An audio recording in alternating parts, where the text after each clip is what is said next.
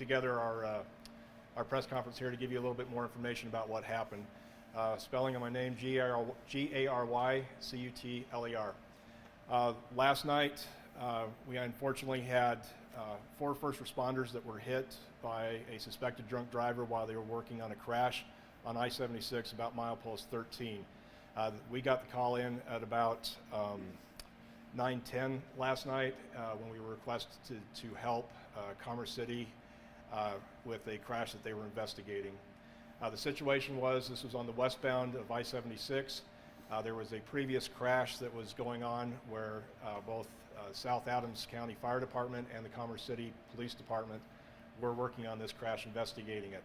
They had a fire apparatus that was blocking the number 1 and 2 lanes, and they were routing traffic around onto the right shoulder.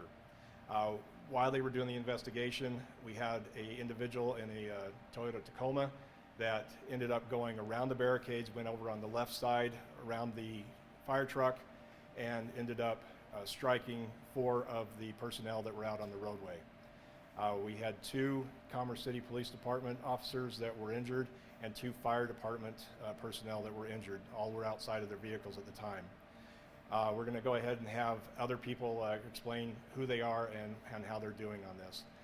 The way the State Patrol is taking this now is this is a suspected DUI, and so the driver has been taken into custody and booked into jail, and we're doing further investigation on the DUI. I can tell you that the driver is a male out of Brighton, 24 years old, and so we are finishing up our investigation. This did shut down the road last night from the time of the crash to about 1:30 in the morning. We are still doing our investigation even though we've closed up everything, and as we get more information, we will go ahead and pass that along as well. One of the issues that we've really had, and it is becoming more and more, it's getting beyond even believable of how many DUI crashes we're having that are not only hurting our public, but now we have our emergency personnel that can't even do their job without getting hit by somebody that's decided to drive drunk. Last year, Adams County, the State Patrol covered 251 impaired crashes. That's just our agency alone in this county. And it's been ridiculous. So we are getting to a point where we absolutely need the public's help. We need people to actually start taking responsibility on this. When we can't get our own people out there to help others that are in need of assistance when they have crashes or something else that's going on the road, and we have to worry about being hit and injured and possibly killed, this just cannot continue the way it's been going. So as an agency, and speaking on behalf of all of these other agencies as well, people need to actually listen. We've talked, and nobody's listening here. We still get these DUIs that are coming out. It comes down to laziness and being self-absorbed, okay? There's no reason that anybody needs to be drinking and driving. There are way too many ways out there that you can get a ride share, a friend, stay somewhere, but if you're going to drink, you absolutely cannot be getting out into the wheel or behind a wheel and actually going out there and hurting people. These people have families, they have coworkers. This doesn't just affect one person. It's an entire community when this happens. And so we need to put a stop to it. And we keep talking about it, we keep saying it, but it needs to stop now. And if you know somebody that is doing this kind of stuff, have those conversations with them, because we are doing everything we possibly can. And we are blocking the roads. We have got giant vehicles. We've got people directing traffic. We have cones. And this is still not enough that we cannot keep people out of these zones where they're hurting our personnel. So this is what we need to have happen. But going back to how this crash happened, what the situation led up to is this vehicle was westbound on 76, went around the fire apparatus and where the other traffic was going, and ended up going and hitting 4 personnel that were over by one of the patrol cars. So they were, we had one that is in serious condition, the others have minor injuries. So we've been very fortunate on this, that this didn't go much worse, and we can't keep lucking out like this.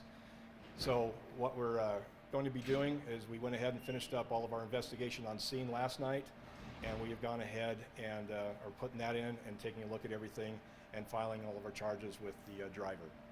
What I'm going to have happen here now is we're going to have both representatives from the South Adams County Fire Department and the Commerce Police Department that are going to tell you about their personnel, how they're doing, and talk a little bit about what they were doing on there. I believe what we're going to do is have Ken Kroger with the Fire Department. He's the chief. He'll be talking to you about his personnel here. Thank you, sir. Can you say your name and spell it as well? Yes, it's Ken Kroger, K-O-G-E-R, Fire Chief of South Adams County Fire. South Adams County Fire crew, along with Commerce City PD, were responding to a vehicle crash that happened approximately 8:34 p.m. I-76. When another vehicle drove into the scene approximately 9:10, striking our first responders. Our 2 injured firefighters were transported to the hospital. 1 was treated, reevaluated, and released, and 1 will undergo surgery today. As we speak here today, he's in surgery. And we'll update you on the condition of our firefighters as they come available. I want to thank the Colorado State Patrol, Commerce City Police Department, our neighboring agencies from Brighton, Thornton, Adams County, North Metro. We've heard from all of them through the night. Our firefighters, 1 is a 7-year veteran, 1 is a 4-year veteran. And I, just to kind of piggyback on Master Sergeant here, this has got to stop. These guys are trained. They park their vehicles to protect them, and it's still not enough. Being a firefighter today, walking in burning buildings that is not the dangers of the job anymore. It's being on the highways. And this has got to stop. I don't know what we have to do, but it's going to change. Thank you. I'm Joanna Small with Commerce City Police Department, JOANNA-SMALL. I'm the Public Information Officer here. And I apologize ahead of time for the redundancy, but of course I echo these gentlemen's sentiments. But I want to speak specifically about our officers. I think the cruel irony in this entire thing was they were investigating another DUI collision when this DUI collision occurred. That was a single vehicle DUI collision that didn't result in any injuries, but they were doing a thorough investigation. They were doing their jobs. We have 2 officers who were injured. 1 is actually a more moderate injury. The other is considered minor. 1 of our officers is still hospitalized this morning. Both are expected to be okay. We are incredibly grateful. You can imagine how tense those moments were when we found out this happened and they were being transported by ambulance and we didn't know the extent of their injuries. That's a really long several hours as we wait for updates. It impacts everybody, the entire department, the entire community. It's terrifying, actually. Our officer is still hospitalized, is 30 years old. He's been with the department for 2 years. And our officer who sustained minor injuries is 33, and she's been with the department for 5 years. So again, just to reiterate, this was tragic. It's still tragic. Even when people are going to recover, it's still tragic. And we certainly want people to change their driving behavior for the safety of everyone. So I'm going to call up our city manager, Jason Rogers, just to say a couple words in support of the police department. Jason Rogers, J-A-S-O-N, last name R-O-G-E-R-S, City Manager for City of Commerce City. First and foremost, I want to thank all involved in the support of South Adams County Fire District, Commerce City PD. Thank you, CSP, for taking on this in support of this very tragic and unfortunate incident. I want to echo what my colleagues and my counterparts have said. This has to stop. We were lucky this time. It's a tragic incident, but we as a community have to come together. We have to make the wise decisions. We have to be vocal. We have to be present, and we need to be able to make sure that we're thinking about the safety of all of our members of our community at all times. So please help us so that we can be the best that we can be to try to remove these issues going forward. So once again, I want to thank you all for your support, your continued support of those who are a part of this tragic incident, and thank you. All right, we'll open it up for any questions now. What's the name of the suspect? So we're not giving that out at this point. We're working with the district attorney's office on that stuff. DA's office, their spokesperson's on vacation. Mm-hmm. Under CCJRA, with all due respect, this is an official action. Yes. When this man was booked to jail, by law, you have to release the suspect's name, by law. Okay. So we need that suspect's name. I will work on that before we get out of here, okay? All right. A Yes. follow-up question for the fire chief, please. Yeah. As a fire chief. Yes. What's it like when you step up to the middle of the podium, please, catch the microphone? What are your guys, men and women in your fire department, what are you thinking? What's going through your mind after something like this happens? It's going to be a little tough for me.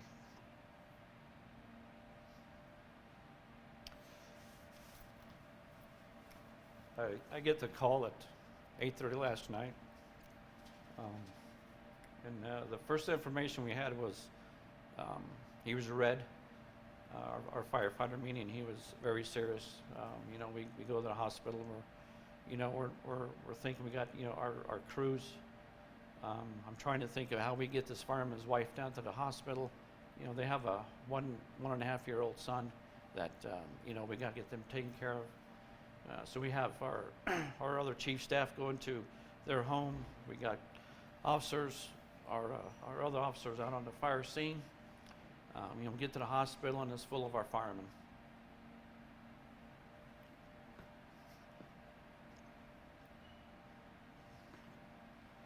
Sorry. It's taxing. It's brutal. We are a brotherhood.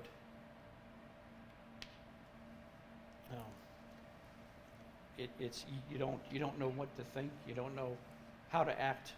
We had the other firefighter that was hit. He was released. He's good. Talking to him today. He's going to be okay. The lieutenant on scene. It was a crew of 3. The lieutenant. They all did their job. They did their job very well. They followed all their training, all their procedures. They did exactly what they're supposed to do. And here this tragedy still happened. I don't know how we stop it. But it is. I've never had to go through this before. I do not want to do it again. Chief, and a bit of a follow-up, and thank you for that heartfelt response. Will you be able to release the name of that firefighter and/or release a picture? I don't know what the department policies are that we can share with the public. Is that something you would consider? In due time, yes, just for the privacy of his family and all. We do not want to release that right yet. Do your fire trucks have any sort of video systems on them that would capture what happened? Yes, sir. But again, because it's still under investigation, we cannot release that. And thank you, I understand. Were they rolling, were those videotapes likely have captured what happened? I realize you can't release it, but did they capture what happened? Yeah, they're dash cams, so they might have caught some of it. Yes.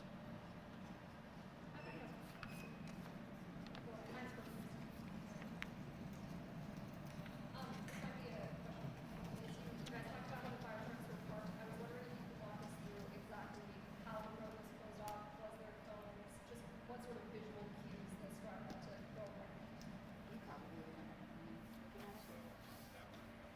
We haven't looked at it.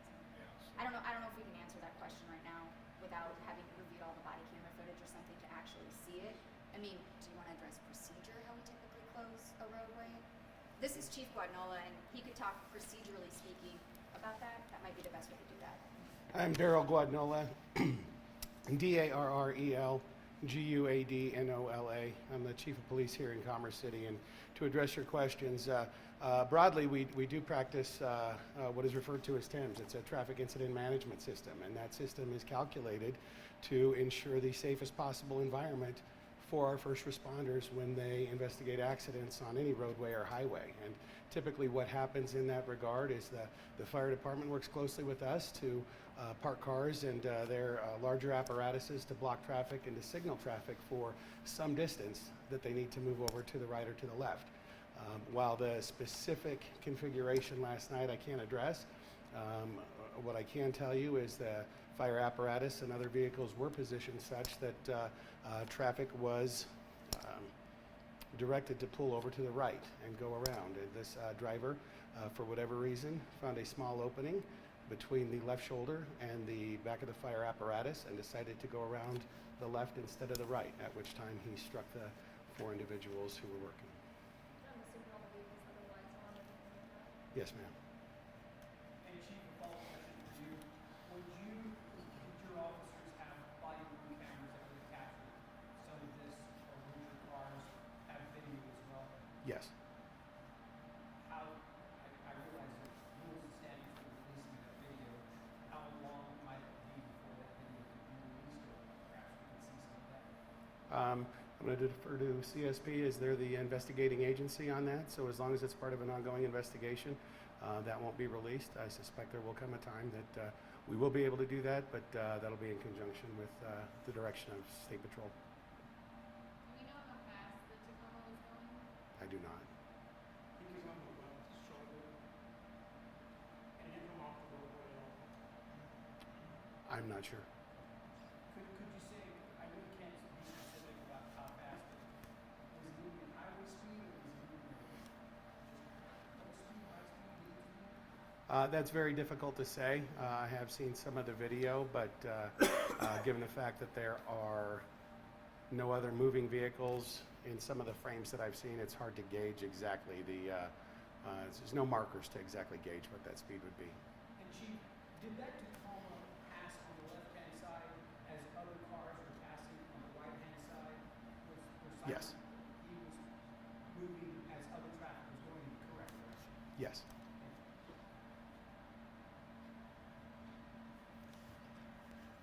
Just like scary thing, I'm trying to say myself, this person's mad. Like, how much can a little common sense go in a situation like this? If they see a bunch of flashing lights, they're intoxicated, they think it's a road, like a sobriety stop on the middle of the highway or something, so they try to look at it. Even if you're inebriated, been out, alcohol, that don't bring it. Have a little common sense, right? Well, I wouldn't disagree, and I think part of the danger with drinking and driving, particularly we've had a couple of them, and as we get into the season of holiday parties, is that a lot of times people have a few drinks and they feel like they're all right to drive, and the bottom line is they're not. I would suggest that the common sense you refer to is probably not so common, particularly with people who decide to have a few drinks and then endanger everybody on the interstate or the motoring public. Sure, this is a question for you.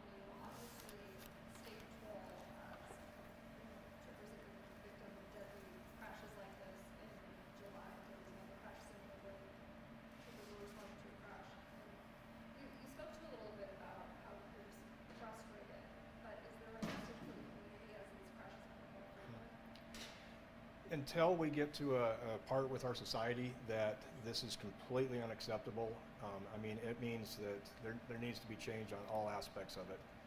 Talking to people has, maybe changed a few minds, but we still have people that are going out here, and we're not talking sometimes just a little drunk. We're talking really drunk, the fact that they can't see big major vehicles with, lights and people directing traffic.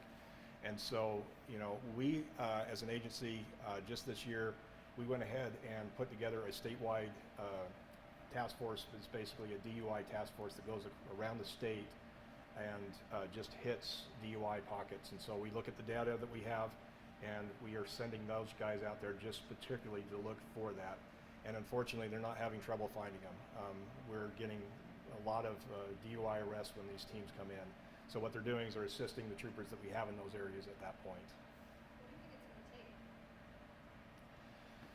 I wish I had that answer because we'd be doing it exactly right now if we did. I know it's becoming more into the public's eye.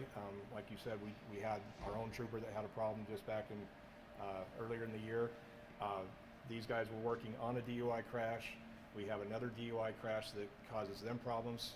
The one that was with us, we were working on a DUI crash and had 2 additional DUIs come in. So we have areas and pockets that have been extremely bad for us. Adams County right now is on the leading edge of that, and it's not due to the inability of law enforcement to do anything about it. We are doing stuff about it, but we have so many people that are doing it that it's taxing our abilities to get everybody. So that's where I say we need the public's, help on that kind of stuff, so that when they know that somebody's doing that, have an intervention, talk to law enforcement about it, do something so that we have that ability to be proactive and not reactive on these. We can only pull so many people off the road, and we are really trying to get that down to where we don't have any of these crashes anymore.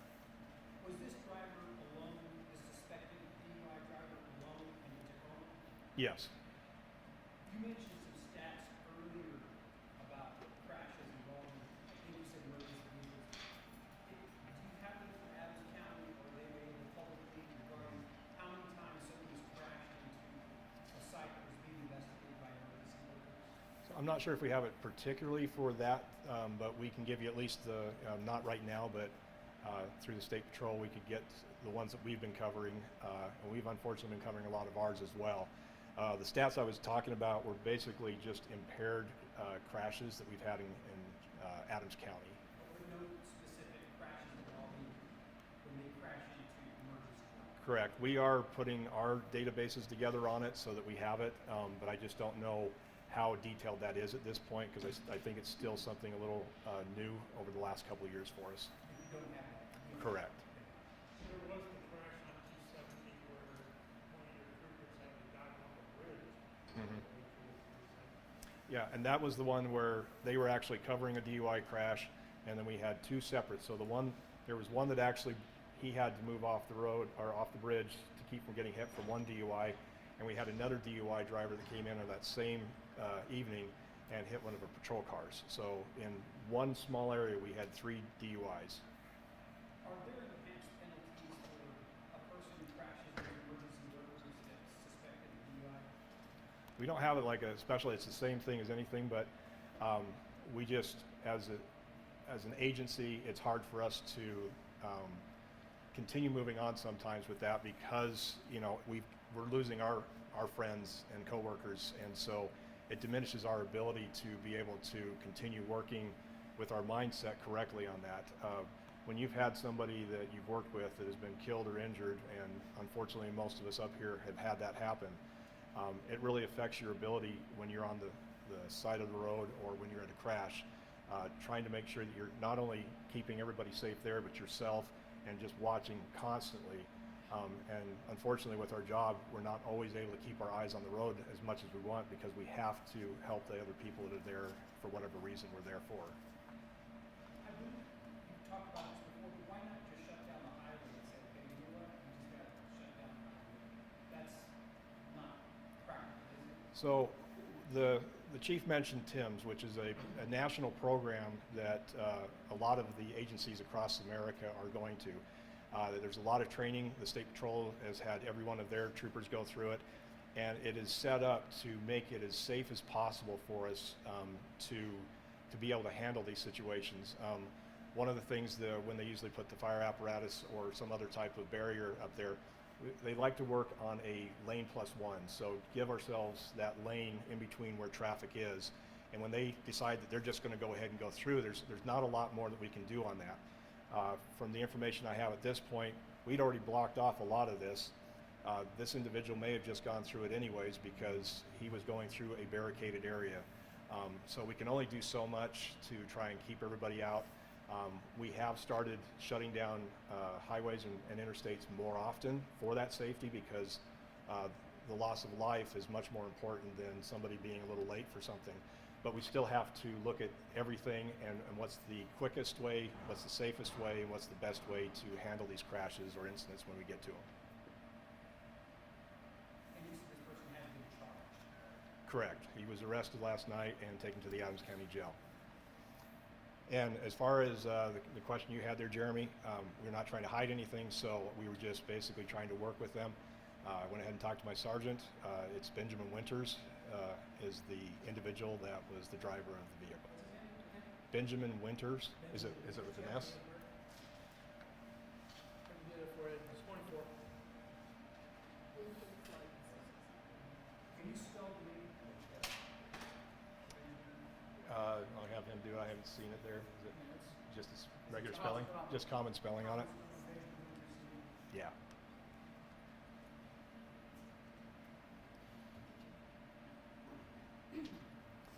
there any other questions we can answer for you? I did want to say one thing real quickly in regards to the body camera footage, and I haven't seen the fire truck stuff, but in regards to the body camera footage, it's pretty horrific. And I think it's something that we would want the public to see at some point when we know it's not going to hinder the investigation that CSP is doing. But you were asking about what kind of message do we want to give to the community. I think that's probably the best preventative there is to see how terrifying that was. And when you watch that footage, it's amazing that some of those people walked away from that accident. So at some point, I'm sure we would like to release that if it's okay with all the people involved, because it's definitely going to be traumatic for them to watch it as well. Hey, Joanne, you said that's from the fire truck, right? No, that's from our police officers' body cameras. I haven't viewed the fire footage, but Your police officer. who were actually struck. They were rolling on that the whole time. So Were those body worn cameras or dash cam? body worn cameras. Okay, that was it. Thank you. I can speak on behalf of the fire department. So Maria Carbajal, M-A-R-I-A, Carbajal, C-A-R-A-B-A-J-A-L, and I am with South Adams County Fire, and I just wanted to follow up on the dash cam footage. We have spoken to our chief staff about looking at that footage and maybe doing a follow-up, maybe meeting with the media and just talking about the important, like the safety, maybe sharing some of the video, just because it was really horrific, and we just really, but we just kind of have to digest all the information and all the videos, and then we'll be able to share. So we will be reaching out to the media and maybe doing some sort of a follow-up, maybe safety and getting some more firefighters involved. And so we'll be reaching out to you and just look for updates from us. So And thank you. one of the things we sometimes ask for is a snippet of video that doesn't show the crash, that shows the scene being worked. Mhm. Still frame, rear front frames. So sometimes different agencies can release that sooner just to show. Yep, we will definitely look at everything and just share what we can, for sure. So thank you very much. So even though this just happened last night, we're still very early in the investigation aspects as far as state patrol is going. I know some people asked about speeds and stuff like that. Our investigators last night were able to get information that they'll be able to give us a better idea once they are able to compile all that of speeds and a few other things that we don't have at this point. So this is just basically the initial information that we have from what they were able to give us from what they were doing last night before they get into the more detailed aspects of it. Can you explain first the accident a little bit? I mean, did they come off the road? Were they injured? Why were they responding to that accident? Who was responding to it? The first one that they were responding. Okay, Congress is going to have to answer that one. I mean, brief, I don't have a ton of details about it, but that was a single vehicle accident. That car was totaled. That individual wasn't seriously injured. He was standing up doing roadside evaluations, but that in and of itself closed off a good chunk of 76 because it was a pretty significant accident. So he had left the roadway. It looks like he kind of struck the median based on the body camera footage.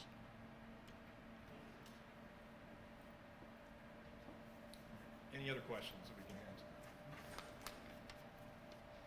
All right, thank you for coming out today. Hopefully we answered all your questions here. And if you have any additional questions to give us, you can give us a call at the State Patrol. Thank you.